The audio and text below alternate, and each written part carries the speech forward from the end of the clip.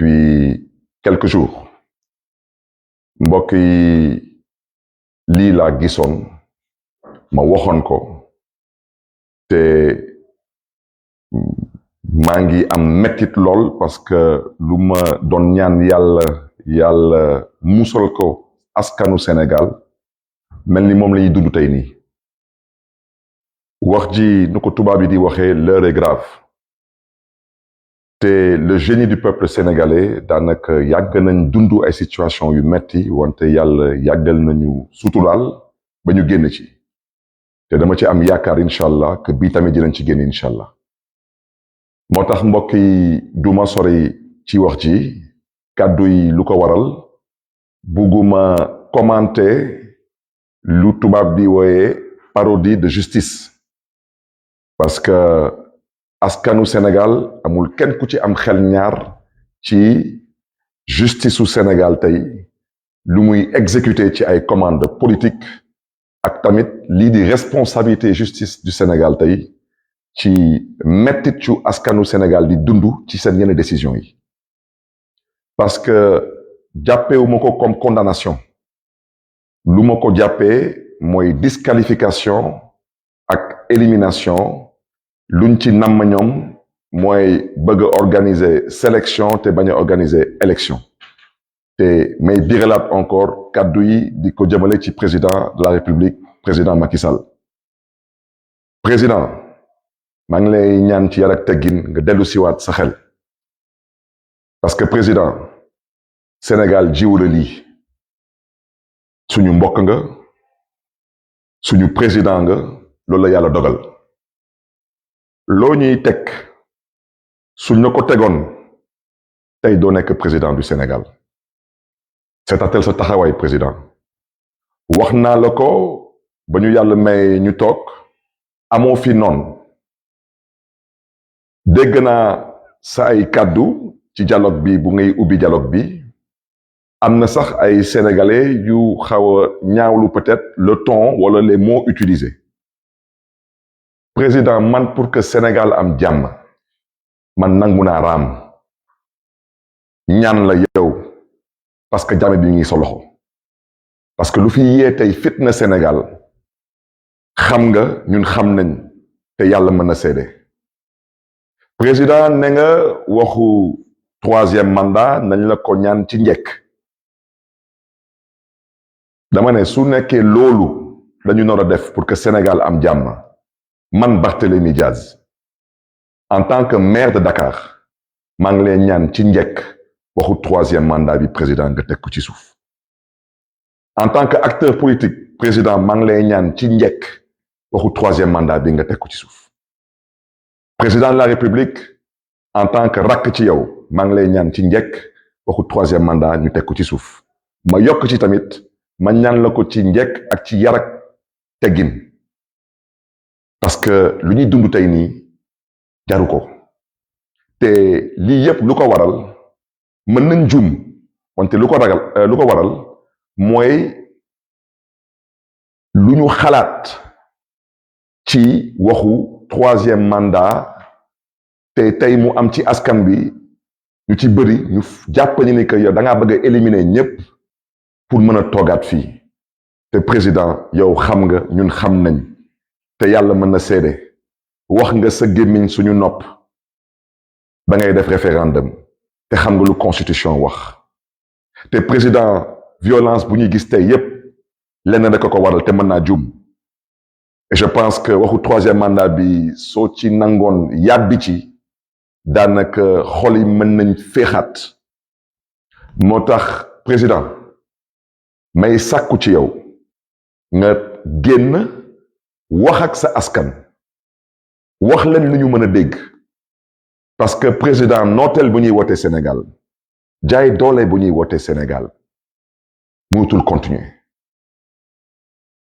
kon nag président xoolaatal sa taxawaay parce que ñu nekk ci mbedd yi mu neex la mu naqari la yaay seen président te bañ lay fal dañ la faloon ngir yaakaar musuñu la fal ndax lu ñuy gis tey nii di ko dund tey nii loolu xel musu ko xalaat te loolu dara jaru ko ci àdduna fii yàlla rekk fi nekk keneen nekku fi am yàlla mooy buur ñàkk yàlla mooy buur amoo fi noonu wax naa la ko di birilaat wax ci président dañ la bëgg a dimbali ndax yow nga mën a dimbali Sénégal ci ban anam dimbali la pour xool naka lañ lay wutal yoon nga génn fii par la grande porte parce que mooy sa cër président sélection bu ngeen nam ma def Sénégal kenn mënu ko fi nangu parce que constitution lu mu leen may ci sañ-sañ mooy ngeen nangu organiser élection sélection bi dafa yàgg ñuy toog di muñ tey nag yàlla wane na boppam yàlla moo décidé que sélection jeex na may sàkku ci yow tamit nga nangu loolu président moo tax président je crois que ne nga du am benn sujet tabou ma ne la comme amul benn sujet tabou nañu waxtaane lépp parce que ci waxtaan la lépp xej may sàkku tamit ci askanu Sénégal ñu bàyyi xel ci lu ñuy wax parce que ba Sénégal doone Sénégal ba tey mbokk yi yàgg nañ fippu yàgg nañ wane suñu naqar wante kenn musu fi am ndam kenn musul egg au pouvoir par une violence absolue te wax naa leen ko nee naa leen lu fi xewoon mars 2021 yan laay waxal askan mi bëgg ngeen bàyyi ci xel parce que askanu Sénégal da ngeen am xel macha allah bàyyi leen ci xel lu fi jotoon xew ci mars 2021 mu bettoon ñëpp wolof njaay nag ne lu la bett mën la waxoon naa leen bàyyi leen ci xel depuis 48 heures su ma juumalee am nañu egsi fi Dakar mais profiter ci occasion bi en tant que maire de Dakar pour souhaiter à la Grande Muette la bienvenue chez eux, la bienvenue dans leur capitale. Les inviter à continuer à rester cette armée républicaine exemplaire, aux côtés du peuple sénégalais. Mais je voulais vous rassurer, vous, cette Grande Muette, que Dieu vous garde et que Dieu vous bénisse. Nous allons trouver un dénouement heureux à cette situation. Nous sommes des acteurs politiques. Nous sommes un peuple mûr. Dañuy sàkku ci yéen nag que vous puissiez nous accompagner. Mais à vous, le peuple sénégalais, bàyyi leen xel ci lu mu leen wax. Si on ne s'entend pas, que personne vienne dire que gisee ko woon noonu wala dégg ko woon noonu kon nag maa ngi sàkku tamit ci tous les acteurs politiques de tous bords y compris suma mbokk yu nekk biir opposition ñu seq ak ñoom suñu Yewwi Askan Wi ak suñu F24 dama leen di ñaan ci yar ak teggin xoolaat leen seen taxawaay vous êtes des responsables et vous avez une responsabilité à assumer dans ce pays te xam ngeen ko du ngeen ay xalel te bu leen fooy seen xel munu leen ne da ngeen bëgg a jiite réew mi toll fu mu toll tey nii ngeen ne du ngeen waxtaan loolu mënul nekk su ma baat ci kaw nag su ngeen ko defulee ëllëg lu fi munti am bu leen taxawaat ci kanamu askanu Sénégal ngeen ne da ngeen bëgg a jiite Sénégal déet bugg leen jiite Sénégal dama ne lu kilifa diine yépp sant xam ngeen ko au passage ñu ngi nuyu tous les chefs religieux de ce pays toute religion confondue ñu ngi leen di nuyu di leen di ziar di leen di jox seen wàccuwaay te may biiralaat wax ci nee naa kilifa diine wàccoo nañu ak askanu Sénégal fu ñu naroon wax nañ fa ñu naroon waxal wax nañ ak ñoom lu ci des mooy que les acteurs fassent preuve de tenue et de retenue mbokk yi am na ñu bëri ñu jàpp ni que président dina def 3e mandat man mën naa juum wante man gëm naa ni que 3e mandat du am Sénégal mais nañ ko teg ci yoon nañu waxtaan te bàyyi nekk fii di jéem a xokkalante suñu biir wala tubaab di wooye se faire peur jouer à se faire peur loolu amul solo amul benn solo parce que xam nañ kañ lañuy commencer mais xamuñu kañ lay jeex ak naka lay jeexee kon nag mbokk yi lu tax may wax lu may wax nii dañu nar a am élection présidentielle février 2024 gis naa ci ouverture dialogue bi parce que nekkuma fa woon dama doon xaar ñu jox ma les termes de référence lan la ñuy waxtaane parce que man lu ma tax a jóg dem naa ne ataaye déet man naan ataaye taxuma jóg lu ma tax a jóg mooy dem waxtaane Sénégal ak lan la ñu mën a def ba génn Sénégal ci guutu bu mu nekk nii am nañu bokk ci beneen boor bi ñoo xam nag lu leen tax a jóg ñoom ñu ne daal dañu xalaat que mandat président dañ ko nar a proroger ñii ne 1 an ñii ne 2 ans ñun d'accord duñu si tey duñ si mës a d'accord mbokk yi bu leen jox gaañi excuse wala prétexte pour ñëw na leen dëkk bi dafa instable mënuñu fi organiser élection bu leen ko def xel mooy xeex xol du xeex am na dëkk bu sorewul Sénégal mënuma tudd turam président toog na fa 10 ans musu fa am élection ndax lan ñu ne dafa amoon une rébellion dans le nord de ce pays bu leen jox gaañ yi excuse parce que gaañ yi ñu ngi dem te bu leen nangu gaay yi di dem di ñu yóbbaale parce que réew mi ala kuli al ñoo ko bokk te lu ñu bokk dañ koy pencoo duñ ko pàccoo lu ñu bokk dañ koy waxtaanee duñ ko yàq-yàqet kon nag mbokk yi damay bañ a guddal mais fu may daaneel tamit mooy aux forces de défense et de sécurité ñu ngi leen di massawu tamit ñu ngi leen di jaale seen mbokk yi fi jóge te metti na ci ñëpp wante yéen tamit ñuy sàkku ci yéen yenn yi su mën a ñàkk wax dëgg yàlla ngeen def seen kéem kattan mu ñàkk parce que yéen yaa leen choisir def maintien de l'ordre mënul ànd ak bouclier humain dañuy waxante dëgg mënu leen dem jëli xale bu ndaw mais da ngeen di ko utiliser comme bouclier humain loolu rafetul ci image du Sénégal ndaw ñi tamit ñuy manifester vous exercez certes un droit mais bàyyi leen xel ci dara ñu nekk ci mbedd bi ñoo xam ay policiers lañu ñoo xam ay gendarmes lañu du ñu ay chinois ay sénégalais lañu nous sommes des voisins nous sommes des parents dara jaru fi yenn yi nañ ko rafetal parce que lu jeex na te lii jeex na buñ ko yàq nañ ci ànd ak xel nañ ci ànd ak dal nañ ci ànd nag ak fermeté parce que suñu demee ba egsi fi tey nii c'est parce que wolof njaay nee na lu ëpp tuuru moo tax président Macky Sall fu may daanalee mooy bàyyil xel ci loolu Sénégal ji te xam nga fu ñu lay xaaree te wax naa la ko comme ne nga nañ la ko ñaan ci njëkk man mii Barthélémy Dias ñaan naa la ko ñetti yoon ci njëkk en tant que maire de Dakar en tant qu'acteur politique en tant que jeune frère mbokk yi loolu moo nekkoon kàddu yi di ñaan yàlla di suñu borom yàlla na yàlla yokkal sutura Sénégal yàlla na yàlla aar Sénégal yàlla na leen yàlla may tawfiix. Bonsoir, Sénégalais d'ici et d'ailleurs. Je viens vers vous aujourd'hui pour pouvoir échanger et communiquer sur la gravité de l'heure. À l'entame de mon propos, je souhaiterais présenter mes plus sincères condoléances à l'ensemble du peuple sénégalais. Mais surtout, dire toute la peine qui nous anime en tant qu'acteur politique,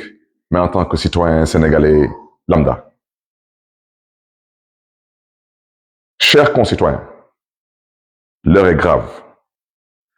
Mais nous devons faire confiance au génie du peuple sénégalais. Nous avons toujours vécu des moments,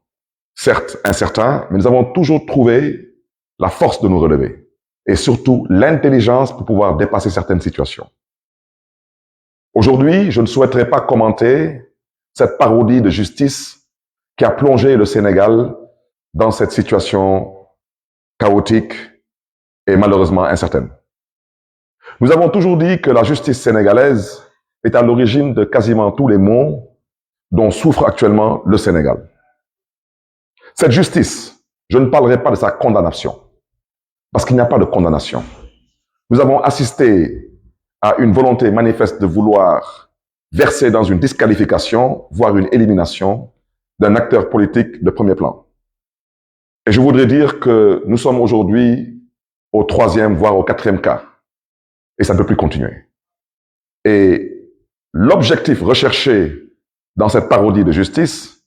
c'est de trouver les voies et moyens de créer les conditions d'organiser une sélection et non une élection en 2024, surtout concernant l'élection présidentielle qui est tant attendue par le peuple sénégalais. C'est la raison pour laquelle j'aurais souhaité interpeller directement Monsieur le Président de la République, Monsieur Macky Sall. Il n'y a pas de problème juridique concernant les hommes politiques. Ce qu'il y a aujourd'hui, c'est la volonté d'un homme qui est en train de s'abattre sur d'honnêtes citoyens, sur des leaders politiques qui n'ont peut-être commis qu'un seul crime, c'est de nourrir une ambition de servir leur pays. Et cela n'est pas honorable dans une démocratie qui se respecte. C'est la raison pour laquelle, Monsieur le Président de la République, je prends l'opinion nationale et internationale à témoin. Vous avez, lors de l'ouverture du dialogue national,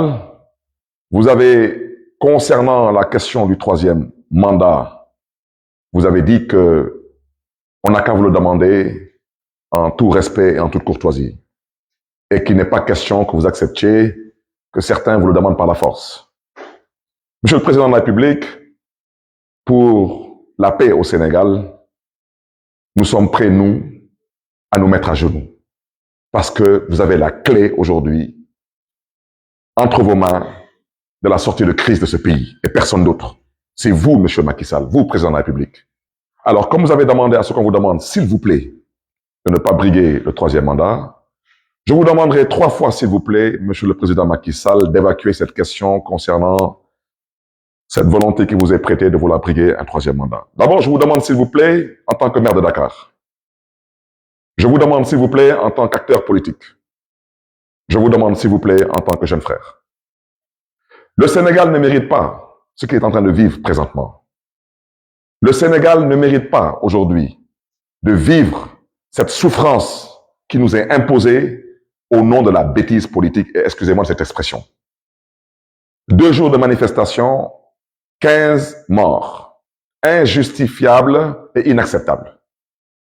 Nous avons été, nous sommes et nous comptons rester ce modèle de démocratie sur le continent africain et à travers le monde. Et Monsieur le Président Macky Sall, vous avez la responsabilité historique d'accompagner le Sénégal à continuer à rester debout, droit dans ses bottes. Parce que le peuple sénégalais, en votant pour vous, n'a pas voté pour être massacré, n'a pas voté pour être humilié. Le peuple sénégalais a voté pour vous en espérant pouvoir compter sur vous pour conduire le Sénégal vers un développement durable et viable. C'est la raison pour laquelle, Monsieur le Président de la République, je vous interpelle directement. Je vous invite à prendre vos responsabilités et à vous adresser au peuple sénégalais. Rassurez le peuple sénégalais. Prenez l'engagement de respecter vous-même vos propres engagements envers le peuple sénégalais, surtout lors du référendum que vous avez eu à organiser en revisant la Constitution du Sénégal, qui, vous l'avez déjà dit, et vous l'avez répété aussi bien au niveau national qu'à l'international, ne vous permet pas de prétendre briguer un troisième mandat. Parce que cette question, Monsieur le Président de la République, de votre volonté qui vous est prêtée, de vouloir briguer un troisième mandat, est à l'origine de tout ce qui se passe actuellement. Monsieur le Président de la République, vous n'avez pas le droit d'éliminer des adversaires politiques. C'est ça la vérité. Parce que si le président Abdoulaye Wade, au passage à qui je rends un vibrant hommage, avait décidé d'en faire de même, je ne pense pas qu'aujourd'hui vous serez président de la République du Sénégal. C'est la raison pour laquelle je vous invite respectueusement, je vous invite une fois de plus à revenir à la raison, Monsieur le chef de l'État. Regardez ces enfants, regardez ces pères et ces mères de famille qui souffrent, regardez ce pays aujourd'hui qui est à genoux. Je vous invite à vous ressaisir. Je vous invite à prendre cette main qu'on vous a tendue. Faites-le pour l'intérêt de ce pays qui vous a vu naître et grandir. Mais faites-le surtout pour l'intérêt de ce pays qui vous a donné tous les honneurs. Vous avez été dans ce pays ministre d'État, président de l'Assemblée nationale du Sénégal, premier ministre et chef de l'État. Ce pays ne vous doit plus rien du tout, Monsieur le chef de l'État. À ce peuple sénégalais, ce peuple vaillant, je vous réitère mes condoléances. Nous avons tous mal. Mais sachez une chose, c'est que les épreuves de la vie sont faites pour renforcer les hommes et les peuples. Vous avez rendez-vous avec votre destin. Ne bousillez pas tout. Dans quelques mois, vous allez être un pays pétrolier et gazier. Beaucoup de choses changeront dans ce pays. Ne marchez pas vers le mur, ce n'est pas votre devoir. Faites preuve de tenue et de retenue, mais dans la fermeté et dans la dignité. Mais retenez ce que je vous dis. La politique, c'est comme ça là. Et c'est comme cela, malheureusement, dans la plupart des républiques bananières. Lors de l'ouverture de ce dialogue, certaines personnes, pour ne pas dire certains acteurs de certains bords, ont agité leur volonté de voir éventuellement l'actuel président proroger son mandat d'1 an ou de 2 ans. Je vous invite à ne pas leur donner cette possibilité. Je le répète que dans un pays pas loin du Sénégal,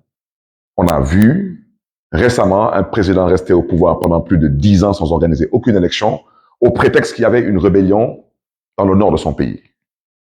Dans ces conditions, ne donnez pas à certains acteurs politiques le prétexte ou l'excuse de rester encore au pouvoir, sachant qu'ils n'ont pas droit à un 3e mandat.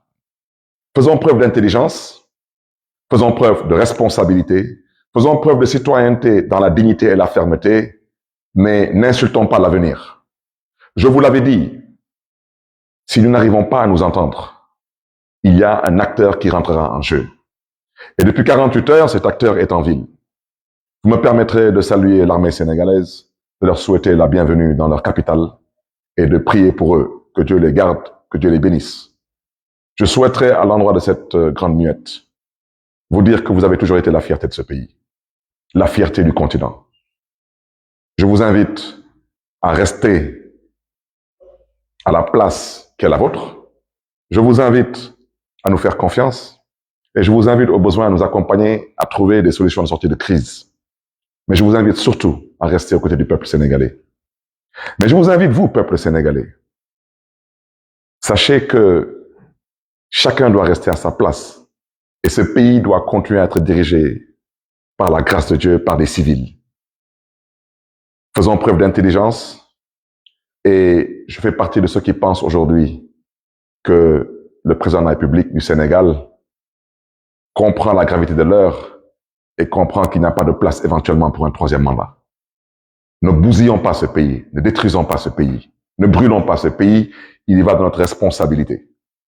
Je voudrais au passage remercier tous les chefs religieux du Sénégal, toutes religions confondues, toutes confréries confondues, pour leur engagement, leur posture, leur discours d'apaisement, de paix. Leur invite à discuter, à dialoguer pour un Sénégal de paix, un Sénégal de stabilité et un Sénégal d'avenir. Et je ne terminerai pas mon propos en disant que je n'ai aucun doute qu'on saura nous relever le moment venu, sortir de cette impasse et comprendre que nous avons le devoir et la responsabilité historique de marcher vers l'essentiel. Sénégalaises, Sénégalais, que Dieu vous garde et que Dieu vous bénisse.